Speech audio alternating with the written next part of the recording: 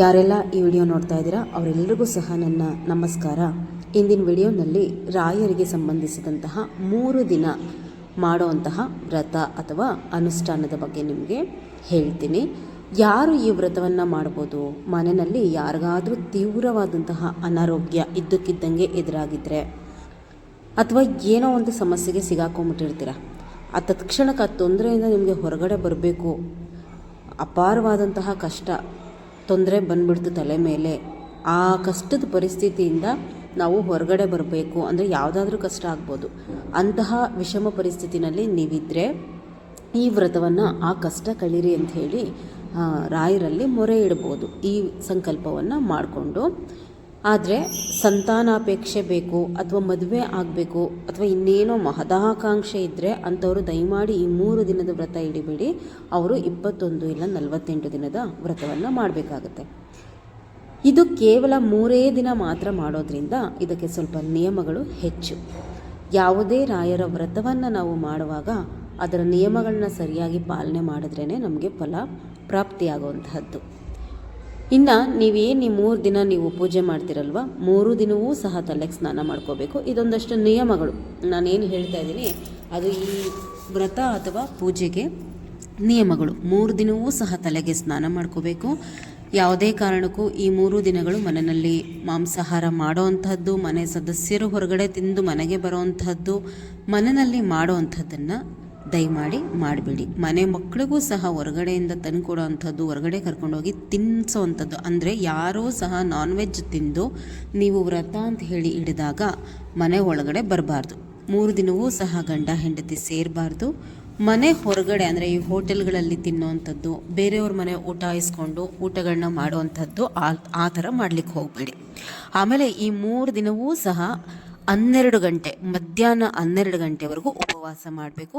12 ಗಂಟೆವರೆಗೂ ಉಪವಾಸ ಇದ್ದು 1 ಲೋಟ ತುಳಸಿ ನೀರನ್ನು ರಾಯರ ಮುಂದೆ ಇಟ್ಟು ಕುಡಿದು ಉಪವಾಸವನ್ನು ಬಿಟ್ಟು ಯಥಾ ಪ್ರಕಾರ ಊಟ ಮಾಡ್ಕೋಬೋದು. ಬೆಳಗ್ಗೆ 8 ಗಂಟೆ ಒಳಗಡೆ ಪೂಜೆ ಮುಗಿಸ್ಕೋಬೇಕು. ಈ 3 ದಿನವೂ ಸಹ ನೀವು ಮಠಕ್ಕೆ ಬಂದು 9 ಪ್ರದಕ್ಷಿಣೆಯನ್ನು ಹಾಕಬೇಕು. ಜೊತೆಗೆ ಆಂಜನೇಯ ಸ್ವಾಮಿಗೆ ಈ 3 ದಿನವೂ ಸಹ ಎಳ್ಳುಬತ್ತಿ ಹಾಕಬೇಕು. ಸ್ವಲ್ಪ ದೂರ ಇದ್ದರೂ ದಯಮಾಡಿ ಹೋಗಿ. ಏನಕ್ಕೆ ನೋಡಿ, 9 ಪ್ರದಕ್ಷಿಣೆ ಅಂತ ಹೇಳಿ ಇಲ್ಲಿ ಬಂದಾಗ 9 ಗ್ರಹಗಳಿಗೂ ಸಹ ಏನು ನಮಗೆ ಗ್ರಹಗತಿಗಳು ತಂದೊಡ್ಡಿರ್ತವೆ ಕಷ್ಟವನ್ನು, ಅದನ್ನು ತುಳ್ಕೊಳ್ಳೋ ಸಲುವಾಗಿ 9 ಪ್ರದಕ್ಷಿಣೆಯನ್ನು ರಾಯರು ಹಾಕಿಸ್ಕೊತಾರೆ. ಇನ್ನು ಸ್ವಾಮಿಗೆ ಎಳ್ಳುಬತ್ತಿ ಹಾಕಲಿಕ್ಕೆ ಹೇಳುವಂತಹದ್ದು, ನಮಗೆ ಗ್ರಹಗತಿಗಳು ಏನೆಲ್ಲ ಕಷ್ಟ ತಂದೊಡ್ಡಿರ್ತವೆ ಆ ಕಷ್ಟ ನಮಗೆ ಕಳೀಬೇಕು ಅಂತಂದರೆ ಸ್ವಾಮಿ ಮುಂದೆ ನಾವು ಎಳ್ಳುಬತ್ತಿ ಹಚ್ಚಬೇಕು. ಯಾರು ಆಂಜನೇಯ ಸ್ವಾಮಿಯ ದರ್ಶನವನ್ನು ಮಾಡಿ ಅವ್ರ ಮುಂದೆ ಎಳ್ಳುಬತ್ತಿಯನ್ನು ಹಚ್ಚುತ್ತಾರೆ ಅವ್ರಿಗೆ ಗ್ರಹಗತಿಗಳ ಬಾಧೆಯಿಂದ ಉಂಟಾಗ್ತಿರುವಂತಹ ಕಷ್ಟವನ್ನು ಸ್ವಾಮಿ ಅಲ್ಲೇ ತಟ್ಕೊತಾರೆ. ಈ 2 ಅಂದರೆ ರಾಯರ ಅನುಗ್ರಹ, ವಾಯುದೇವರ ಅನುಗ್ರಹ ಎರಡೂ ಸಹ ನಾವು ಒಂದೇ ಸರ್ತಿ ಪಡ್ಕೊಂಡಾಗ ಆ ಕಷ್ಟದಿಂದ ಪಾರಾಗುವಂತಹದ್ದು ಸುಲಭ. ಇನ್ನು ವ್ರತದ ವಿಧಾನವನ್ನು ನಾವು ನೋಡೋದಾದರೆ, ಗುರುವಾರ ಬೆಳಗ್ಗೆನೇ ಎದ್ದೇಳಬೇಕು, ಆದಷ್ಟು ಬೇಗ ಮನೆಯೆಲ್ಲ ಶುಚಿಗೊಳಿಸ್ಕೋಬೇಕು, ತಲೆ ಸ್ನಾನವನ್ನು ಮಾಡ್ಕೋಬೇಕು. ಹೆಣ್ಮಕ್ಳು ಈ ಪೂಜೆ ಮಾಡ್ತಾಯಿದ್ರೆ ಸೀರೆಯನ್ನು ಉಟ್ಕೊಂಡೇ ಮಾಡಬೇಕು. ಮದುವೆ ಆಗಿರೋವಂತಹವರು, ಮದುವೆ ಆಗಿಲ್ಲ ಅಂತಂದರೆ ನೀವು ಮದುವೆ ವಯಸ್ಸಲ್ಲಿದ್ದೀರಾ ಅಂತಂದ್ರೂ ಸೀರೆ ಉಡ್ಬೋದು, ತೊಂದರೆ ಇಲ್ಲ. ಇಲ್ಲ ನಮ್ಗೆ ಅಭ್ಯಾಸ ಇಲ್ಲ ಅಂದರೆ ಸಾಂಪ್ರದಾಯಿಕವಾದಂತಹ ಉಡುಗೆಗಳನ್ನ ಧರಿಸ್ಕೊಳ್ಳಿ. ಅರಿಶಿನ ಕುಂಕುಮವನ್ನು ಹಚ್ಕೊಳ್ಳಿ. ಏನೆಲ್ಲ ದೇವ್ರ ಮನೆಯಲ್ಲಿ ಪೂಜೆ ಪುನಸ್ಕಾರಕ್ಕೆ ಅಂದರೆ ಬೇರೆ ದೇವ್ರ ಫೋಟೋಗಳಿಗೆ ಹೇಗೆಲ್ಲ ನೀವು ಹೂಗಳನ್ನ ಇಟ್ಟು ಅಲಂಕಾರ ಮಾಡಿಕೊಂಡು ದೀಪವನ್ನು ಹಚ್ಚಲಿಕ್ಕೆ ರೆಡಿ ಮಾಡ್ತೀರೋ ಹಾಗೆ ಮಾಡಿಕೊಂಡು ರಾಯರ ಪೂಜೆಯನ್ನು ಪ್ರಾರಂಭ ಮಾಡೋದಕ್ಕೆ ಮುಂಚೆ ನಿಮ್ಮ ಕುಲದೇವರು ಏನಿರುತ್ತಲ್ವ ಆ ನಿಮ್ಮ ಕುಲದೇವರು ಯಾವುದೇ ಆಗಿರಲಿ ಆ ಕುಲದೇವರ ಮುಂದೆ ಎಲೆ ಅಡಿಕೆನಲ್ಲಿ 11 ರೂಪಾಯಿ ಇಟ್ಬಿಟ್ಟು ಈ ರೀತಿ ರಾಯರ ವ್ರತ ಮಾಡ್ತಾ ಇದ್ದೀನಿ, ಆ ವ್ರತಕ್ಕೆ ನೀವು ಸಹ ಅನುಗ್ರಹ ಮಾಡಿ ಅದರ ಫಲ ಬೇಗ ನಮಗೆ ಕೊಡಿ, ನೀವು ಸಹ ನನ್ನ ಕಷ್ಟ ಕಳೀರಿ ಅಂತ ಹೇಳಿ ನಿಮ್ಮ ಮನೆದೇವರಲ್ಲಿ ಪ್ರಾರ್ಥನೆ ಮಾಡಿಕೊಂಡು ರಾಯರ ಫೋಟೋವನ್ನು ಸ್ವಚ್ಛವಾಗಿ ಒರೆಸ್ಕೋಬೇಕು. ಫೋಟೋವನ್ನು 3 ದಿನವೂ ಸಹ ಒರೆಸ್ಬೇಕಾಗುತ್ತೆ. 3 ದಿನವೂ ಒರೆಸ್ಕೊಂಡು ಗಂಧವನ್ನು ಹಚ್ಚಬೇಕು. ಗಂಧ ತೆಗೆದು 3 ದಿನವೂ ತಪ್ಪದೆ ತುಳಸಿಯನ್ನು ಏರಿಸಬೇಕು. 3 ದಿನವೂ ಸಹ ರಾಯರ ಮುಂದೆ ತುಪ್ಪದ ದೀಪವನ್ನು ಹಚ್ಚಬೇಕು. ಇನ್ನು ನೋಡ್ಕೋಬೇಕು, ನೀವು ಈ ವ್ರತ ಮಾಡುವಾಗ ಗುರುವಾರ, ಶುಕ್ರವಾರ, ಶನಿವಾರ ಏಕಾದಶಿ ಬರೋ ಹಾಗಿದ್ರೆ ದಯಮಾಡಿ ಈ ವ್ರತವನ್ನು ಹಿಡಿಲಿಕ್ಕೆ ಹೋಗಬೇಡಿ. ಯಾಕೆ ಅಂತಂದರೆ 3 ದಿನವೂ ಸಹ ನಾವು ರಾಯರಿಗೆ ನೈವೇದ್ಯವನ್ನು ತೋರಿಸ್ಬೇಕಾಗತ್ತೆ. ಏಕಾದಶಿ ಬಂದಾಗ ನಾವು ನೈವೇದ್ಯ ಇಡೋ ಹಾಗಿಲ್ಲ. ನೈವೇದ್ಯ ಹಿಡ್ದಲೇ ನಾವು ಪೂಜೆ ಮಾಡಿದ್ರೆ ವ್ರತ ಪರಿಸಮಾಪ್ತಿ ಆಗೋದಿಲ್ಲ. ಹಾಗಾಗಿ ಈ ಥರ ಏನಾದರೂ ಏಕಾದಶಿ ಬರುತ್ತೆ ಅಂತಂದರೆ ಈ ವ್ರತವನ್ನು ಮುಂದಿನ ವಾರ ಮಾಡ್ಕೊಳ್ಳಿ.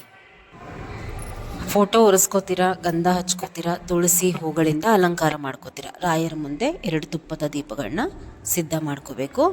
ಇನ್ನು ಇದೆಲ್ಲ ಆದಮೇಲೆ 5 ಮಣ್ಣಿನ ದೀಪವನ್ನು ರಾಯರ ಮುಂದೆ ಸಿದ್ಧ ಮಾಡ್ಕೊಳ್ಳಿ. ಈ 5 ಮಣ್ಣಿನ ದೀಪಗಳನ್ನ ಹೊಸದಾಗಿ ತಗೊಂಡು ಬನ್ನಿ, ಹಳೆ ದೀಪಗಳನ್ನ ಹಚ್ಚಬೇಡಿ. ಪ್ರತಿಯೊಂದಕ್ಕೂ ಸಹ ಅರಿಶಿನ ಕುಂಕುಮ ಇಟ್ಟು ಹೂವನ್ನು ಇಟ್ಟು ಈ 5 ಮಣ್ಣಿನ ದೀಪಗಳನ್ನು ಎಣ್ಣೆನಲ್ಲೇ ಹಚ್ಕೊಳ್ಳಿ, ತೊಂದರೆ ಇಲ್ಲ. ಇನ್ನು ಇದೆಲ್ಲ ಆದಮೇಲೆ ಅಂದರೆ ರಾಯರ ಮುಂದೆ ಇರೋ ತುಪ್ಪದ ದೀಪವನ್ನು ಹಚ್ತೀರಾ, 5 ಮಣ್ಣಿನ ದೀಪಗಳನ್ನು ಹಚ್ತೀರಾ.